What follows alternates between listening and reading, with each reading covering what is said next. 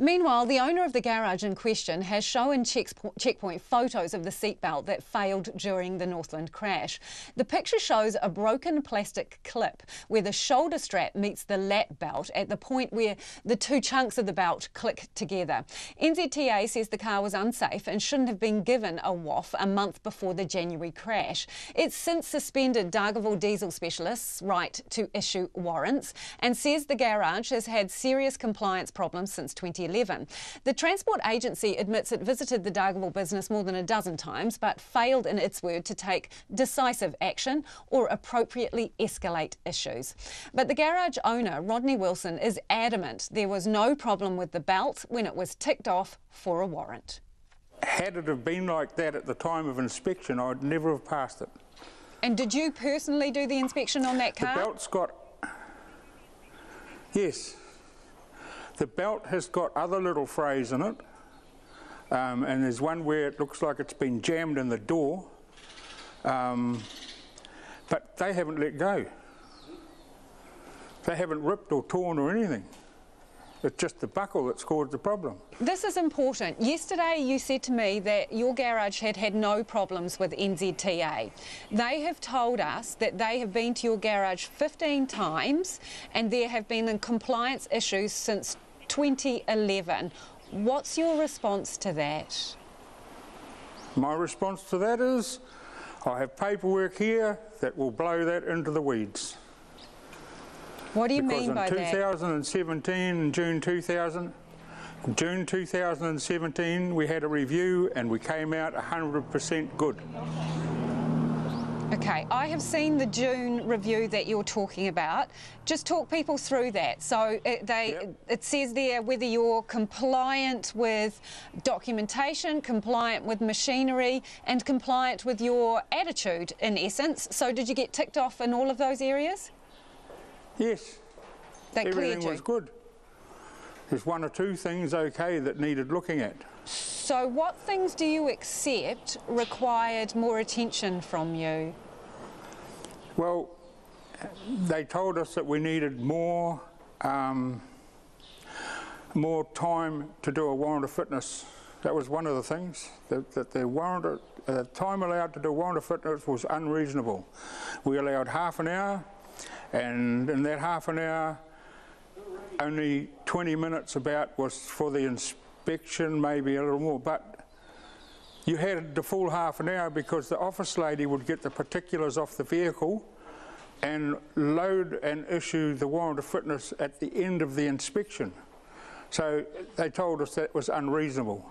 Now the AA say 25 minutes, and that's the whole job, including the paperwork. So they told you that you weren't spending enough time inspecting the vehicles? That is correct. So in 2017, the NZTA says in December of 2017 that an inspector at your garage found that you weren't properly inspecting vehicles for warrant of fitnesses and that in fact you didn't check seat belts. They observed that staff were not inspecting seat belts during warrant of fitness checks. Is that true? Did that happen? No. No. What happened is the man didn't check the centre rear seat belt on a double cab ute. It's the only thing that didn't happen. That was picked up in a review. Other than that, yes, seat belts were checked. But there was a case then where you accept a seat belt was overlooked during a WOF check. Yeah, but it was just the centre seat belt in the rear of a double cab ute. Okay, so how can you... He says he did check it. Hang on. He says he did check it. Okay, so the inspector said that a seatbelt was missed, but you challenged that and your worker challenges that? Yes. At the time, were you issued with a compliance notice? A compliance notice, as improvement record required stuff. Yeah. Yes. Did they tell you that you had to do better? And corrective action? Yes, and we did. We bent over backwards to improve the inspection process with 3 of us working together to make it more so that we didn't miss stuff, so we got it right. So were there a couple of things, Rodney, that you think you went light on because they're older cars, because there's low incomes, people don't have a lot of money? Were you going a bit light on some things? No, not really, not really. You'd look at one in the way that it's an older car, it's on a 6-month warrant.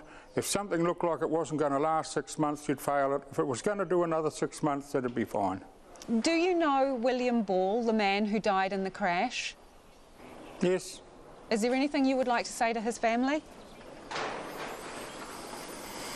Well, I actually know them all.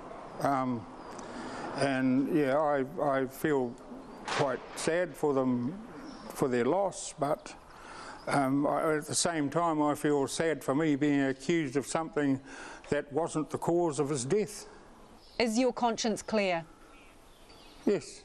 Do you feel that you owe that family an apology? Yes, I'd say sorry to the one I know, who's Harold. If my part had anything to do with his death, yes, I'm sorry. But if it didn't, well, I'm still sorry. I'm still sad for their loss, but yeah. I just would like to get to the bottom of this and find out just exactly what happened and why it happened. And that was Rodney Wilson, who is the owner of the Dargaville diesel specialist that's had its warrant of fitness issuing licence revoked. We wanted to talk to the NZTA to ask them about this compliance review that Rodney Wilson says his garage passed with flying colours mid last year. We also wanted to confirm whether the inspector who reviewed the garage, Rodney's garage, is still working as an inspector. And also there's conflicting descriptions of the seatbelt failure.